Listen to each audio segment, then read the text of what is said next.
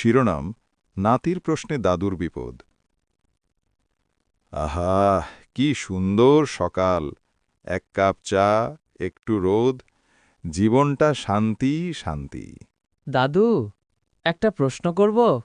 কর রে বাবা, জ্ঞানের প্রশ্ন হলে আমি খুশি হব। আপনি বলেছিলেন মানুষ নাকি বানর থেকে এসেছে, তাই তো? হ্যাঁ রে, বিজ্ঞান তাই বলে। তাহলে আপনি কি তখন ছিলেন? কি বললি? না রে, আমি তো এত পুরনো নই। তাহলে আপনি কিভাবে জানলেন? আপনি তো দেখেননি। বইয়ে লেখা আছে রে বাবা। তাহলে বইও কি বানর থেকেই এসেছে? আহ, আরে বাবা, এবার চুপ করে পিঠা খা। দাদু, আরেকটা প্রশ্ন। আবার কি? বল। আপনি বলেন ভালো কাজের ফল ভালো হয়, তাই না? হ্যাঁ, ঠিকই বলিস।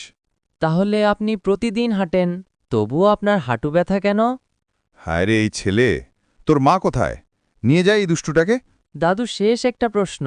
না না, আর না। আপনি ছোটবেলায় এত জানতেন, এখন সব ভুলে গেলেন কেন?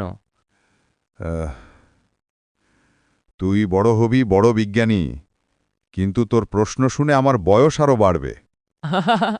দাদু, আপনি তো একদম হার মানলেন। হ্যাঁ রে, তোর কাছে সবাই হার মানে। এমন প্রশ্নবাজ নাতি থাকলে আর কেউ টিকবে